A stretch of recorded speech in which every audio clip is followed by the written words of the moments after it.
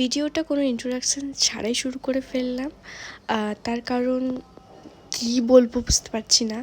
কারণ পুজো shopping almost সবার ডান, but আমি একমাত্র যে পুজো চলাকালীন শপিং করছি। হ্যাঁ, তো প্রথমে একটু ঘুরিয়ে দেখিয়ে দিই, চারিদিকটা দেখে নাও।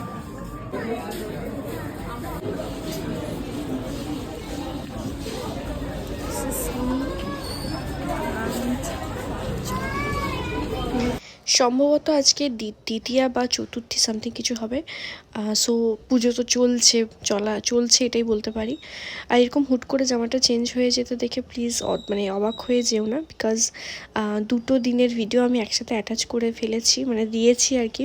বিকজ সেদিনকে অনেক ক্লিপ আমার নেওয়া হয়নি, কারণ বাইরে গেলে এখনও সেই অভ্যাসটাতে আমি অভ্যস্ত হইনি যে ফাট করে ক্যামেরাটা ওপেন করা। তো অনেক ক্লিপ আমি নিতে ভুলে যাই, দেন আমার মনে পড়ে যে এটা তো নিলাম না, এটা নিলাম না। তো সেদিনকেও সেম এরকম ছিল। তো কিছু কিছু ড্রেস আমি ট্রাই করলাম ট্রায়াল রুমে। এটা একটু ছোটো ছিল সাইজ, তবে এটা বড় সাইজটা ট্রাই করেছিলাম, একদম পারফেক্ট হয়েছিল। দেখতেও বেশ ভালো লাগছে। তোমরা কমেন্ট করে জানিও কোন ড্রেসটা তোমাদের ভালো লাগলো। যদিও যতগুলো ট্রাই করেছি তার আমি পুরো ক্লিপ দিতে পারিনি, কারণ ভীষণ ভিড় ছিল, ট্রায়াল রুমেও ভীষণ ভিড় থাকে, তোমরা আশা করি খুব ভালো করে জানো। তো বাস আমি নিজের জন্য বেশি কিছু কিনিনি, কারণ আমাকে এবারে সবাই অনেকেই গিফট করেছে। সো আমার না কিনলেও চলতো, বাট তবুও আমি গেছিলাম। মা বললো এক দুটো ট্রাই করার জন্য, মা দেবে।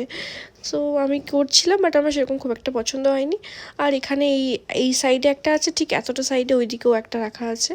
তো এগুলো সব আমরা নিলাম গিফটের পারপাসে বলতে পারো। মায়ের জন্য কিছু নিয়েছিলাম, আর আমি হয়তো দুটো ড্রেস নিয়েছিলাম। পায়ের অবস্থা দেখতেই পাচ্ছ, খুব বাজে, মানে আমার কেন এরকম হয় আমি জানি না।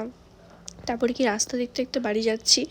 তো ভিডিওটা এটুকুই, নেক্সট পার্ট খুব তাড়াতাড়ি আসছে, তো ফলো করে রেখো।